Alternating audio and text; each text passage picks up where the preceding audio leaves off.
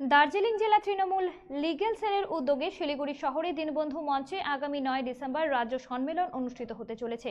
এদিন পিডব্লিউডি বাংলোতে এক সাংবাদিক সম্মেলনে দার্জিলিং জেলা তৃণমূল লিগ্যাল সেলের মুখ্য উপদেষ্টা তথা শহরের মেয়র গৌতম দেব সাংবাদিক সম্মেলন করে এই সম্মেলন সম্বন্ধে বিস্তারিত জানান। এই সাংবাদিক সম্মেলনে গৌতম দেব ছাড়াও উপস্থিত ছিলেন ডেপুটি মেয়র রঞ্জন সরকার, আইনজীবীদের পক্ষে সুস্মিতা মৈত্র, পীযূষ ঘোষ, অরুণ সরকার সহ অন্যান্যরা।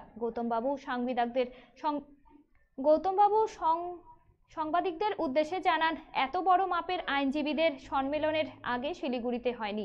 প্রায় 2000 প্রতিনিধি আগামী 9 ডিসেম্বর দীনবন্ধু মঞ্চে হাজির হবেন আইনজীবীদের বক্তব্য শুনতে। এছাড়াও অতিথিদের মধ্যে এক গুচ্ছ মন্ত্রী ও বিধায়কদের সমাগম হতে চলেছে এই সম্মেলনে।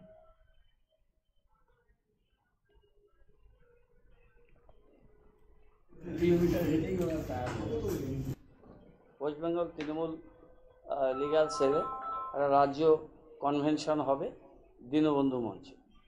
পশ্চিমবঙ্গের 23টি জেলা, কলকাতা হাইকোর্ট এবং কলকাতা হাইকোর্টের সার্কিট পার্মানেন্ট বেঞ্চ জলপাইগুড়ি, সেখান থেকে এবং সমস্ত বার অ্যাসোসিয়েশনগুলো, sub divisional bar association, district court, সবাই পার্টিসিপেট করবেন। মোর দেন 2000 ডেলিগেটস আসছে। এটা ইদানিংকালে উত্তরবঙ্গে এবং পশ্চিমবঙ্গে অন্যতম বৃহৎ আইনজীবীদের কনফারেন্স হচ্ছে।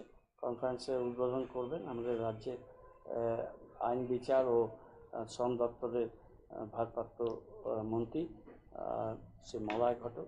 তরুণ চ্যাটার্জি, উনি আমাদের রাজ্য লিগ্যাল সেলের তৃণমূল কংগ্রেস লিগ্যাল সেলের আহ্বায়ক, উনি প্রোগ্রামটা অর্গানাইজ করছেন তৃণমূল কংগ্রেস লিগ্যাল সেলের পক্ষ থেকে।